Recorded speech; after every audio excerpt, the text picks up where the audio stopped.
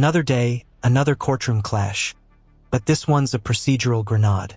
Watch how a simple motion for continuance turns into a battle over professionalism, pressure, and pride. The stakes?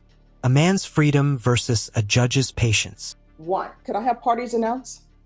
Andrew Harris-Adelman for the state. And this is Pauline Porchio along with Ms. Peyton Howe for Mr. Filipe Cern. All right, you all are scheduled for jury trial today. You filed a motion for continuance? I did, Your Honor. All right, and why? We have several reasons. We do have a motion to inspect and examine evidence, which if granted, I think will require us some time to inspect and examine that physical evidence. Why wasn't that done before today? Because, Your Honor, through preparation with my client, which was very... The judge's first dagger. Why last-minute motions? Porchio blames jail visit delays, but legally, Texas Rule 3.03 requires due diligence. Her confession about limited prep time is a red flag. Note the prosecutor's silence here. They know she inherited the case weeks ago. This isn't just disorganization, it's potential malpractice territory. Would you trust your freedom to an attorney who couldn't secure basic evidence? Limited because of the time frame which we represented him. This was information I had to develop over the course of jail visits, which I had to... Classic rookie trap. Blaming logistics instead of preparation. Judges hear this excuse weekly. Translation: I didn't plan ahead, but please reward me for realizing it now. And that sigh from the bench? That's the sound of a denied motion loading. I couldn't get one within 24 hours. And so through prepping with my client, we learned of some evidence that might be, and I would expect strongly, would be material and mitigating to the elements in the case. And so that's the reason why it wasn't filed earlier on in our representation of him, but it was filed before the jury trial date of 27th. the 27th, yes. All right, anything else with regards to your motion? I'm sorry, it was filed May 23rd, 2025, and I'll address that motion in a second. But the other issue is, Judge, we had requested missing discovery from the state, and since that request, we've gotten in about 12 videos that are pretty large, and even the state said it's a pretty big file that it took. What missing discovery? At this point, it's all been... Boom. The judge just eviscerated Porchio's ineffective counsel defense with cold truth. Your firm chose this trial date start at. Translation: self-inflicted chaos is not equal to constitutional violation. His tone says everything. Attorneys can't manufacture emergencies then cry foul. This is why 95% of ineffective counsel claims fail. Brutal but fair? produced, but they are all recordings from SAPD personnel who were at the scene. Okay. And they're pretty large videos, Your Honor, and one of them I think includes the unmuted portion of the defendant's statements. And I also believe that that's going to have material and mitigating evidence for his defense. So it's really, really crucial for us to be able to review all. All right, so review the video now. Judge, these videos are an hour and a half. Review the videos now. Will do, Your Honor. Legal insight. Ineffective counsel isn't about being bad. It's about being constitutionally bad. Unless your lawyer falls asleep mid-trial or misses a crucial objection, the appeal courts won't care. Porchio's walking a fine line between strategy and self-sabotage. And then the other issue with the motion for continuance is the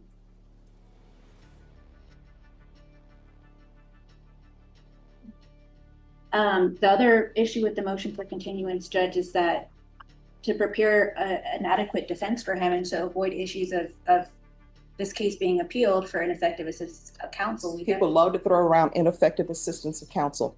This case has previously been set. He had another attorney. It was set for jury trial, and your firm decided that you were going to represent him and get on a case knowing that it was set for trial. So if you all want to throw your swords on ineffective assistance of counsel and file that with the appellate court, that's completely up to you. Next one. That, Your Honor. The issue is that it is very apparent to me that because there was so much missing discovery that was never requested, that there was not adequate prep work by the prior attorney, and that's why, unfortunately, and I don't want it to. Hold up, did the state bury evidence? 12 SAPD videos surfaced after discovery requests. That's a Brady violation risk.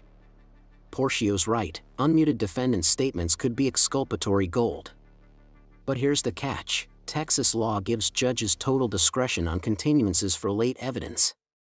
Will material and mitigating save her? Or is this too little, too late? Be held against them. It's taking us so long to put everything together and figure out the missing pieces. Oh, no, name the parties who you're saying didn't complete adequate discovery. Name the parties that Oh, yeah, who are you talking about? The state. Okay.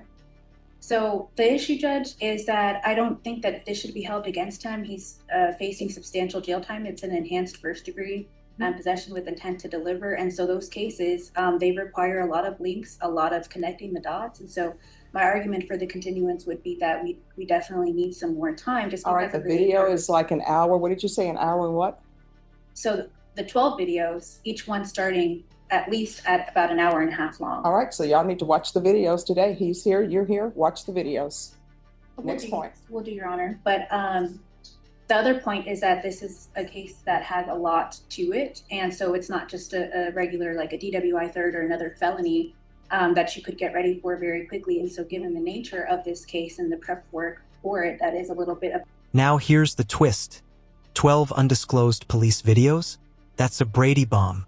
If the state really sat on exculpatory evidence, this case could implode on appeal. But don't hold your breath.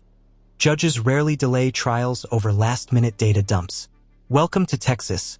Justice runs on deadlines, not data. Above and beyond another felony in this court, that's also the reason for the continuance. All right, but you all knew that this was set for jury trial. And so you all chose to do it. You've been given your 10 days. So what's your other grounds for a motion for continuance? I don't have any other grounds for my motion, Your Honor. All right, so you all need to look at the whatever video she says he needs to see. If you will load it up so she can watch the video with her client. And Judge, I tried to do that when I was here about a week and a half ago, and the state never was able to give me the video because they were too busy. And so Well, do you see anyone else here now? Load up the video so she can watch it with her client. The courtroom just became a movie theater. Judge Harrison's solution for 18 hours of video? Watch it now on the state's laptop. Real talk, this is legally insane. How do you strategize with your client mid-trial? Porchio's panic is palpable. When due process clashes with docket pressure, guess who loses? Sound off. Is this efficiency or injustice?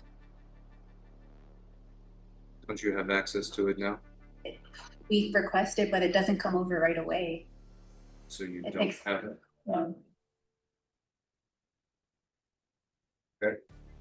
So the other issue, Judge, is we have a motion to inspect and examine physical evidence. The state tells me that they're not opposed to it. Well, you all should have done that before your 10 days. You had plenty of time to inspect evidence. So, Okay, is the court going to rule on it? oh yeah, you can expect whatever evidence you want to inspect, but I am not granting a motion for continuance because you all have not inspected evidence that was always available. Would you like a copy? They've given me copies of your motion. So state, she wants to inspect evidence. Is there any other motion? Judge, it's just there's two motions for each cause number. Okay. So I just wanted to see if we could get your signature on both cause numbers. Okay. And other than that, is there any other motion? Yes, we have a motion to require disclosure of all informers relied upon and for production of said informers. All right. So what are you basing that? And you're speaking of a confidential informant? I believe it is, Your Honor. All right. So there are certain grounds legally where you're allowed to that information. So what are you basing? This right here is a power move. By demanding the confidential informant's identity, Porchio's gambling on Rule 508. If the informant was part of the buy, the state must unmask them. But if not, the motion dies instantly. High risk, high drama. The kind of gamble lawyers only make when they're cornered. That request. So, Judge, there's a reference to an anonymous.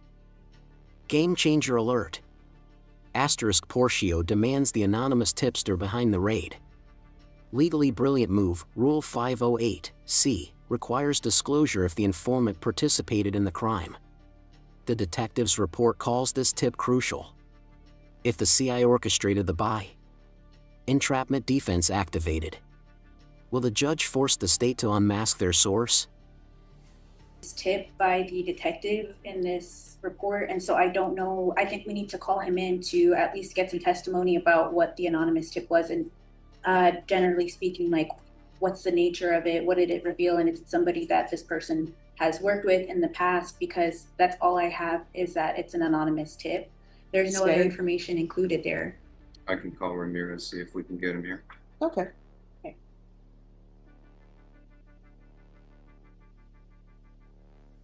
And then we just have other pretrial motions that I expect we could argue. Did you all confer with the state on your pretrial motions?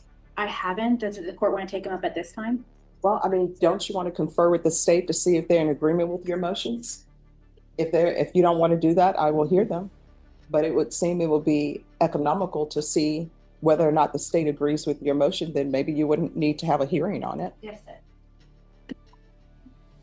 All right, while y'all are going over these motions, you need to start watching a video with him, and I'll take your motions up after you finish watching a video. The prosecutor doesn't agree with the two motions. All right, so go ahead and watch the video so we can get that out of the way. These motions will only take 5 minutes, maybe. Okay. All right, thank you. I'm sorry, am I showing him the video on the prosecutor's laptop, or?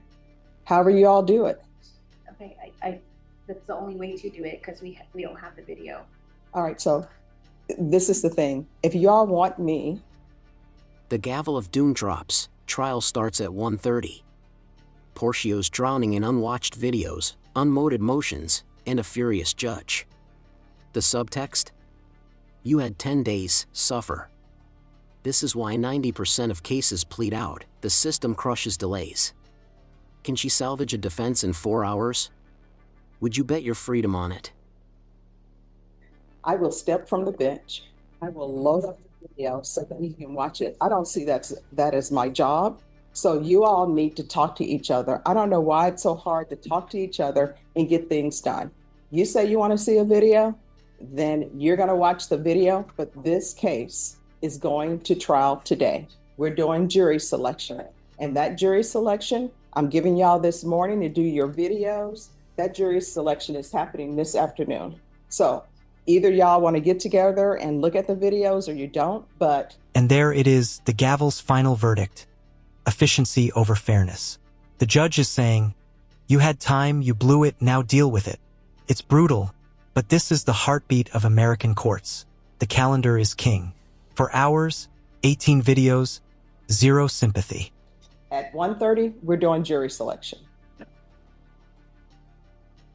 Let's recap this pretrial train wreck. A defense attorney trapped by discovery failures, a judge with zero patience for excuses, and a phantom informant who could still nuke this case. Legal takeaway? Texas don't play with continuances, even for 18-hour evidence dumps. Broader implications? This is how innocent people take pleas.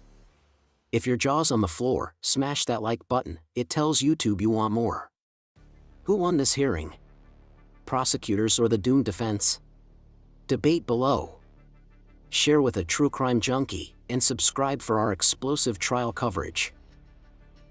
Real question, who's right here? The overworked judge holding the line, or the defense trying to dig through a system stacked against them? Because this hearing isn't just about one defendant. It's a snapshot of how fast justice moves when time runs out.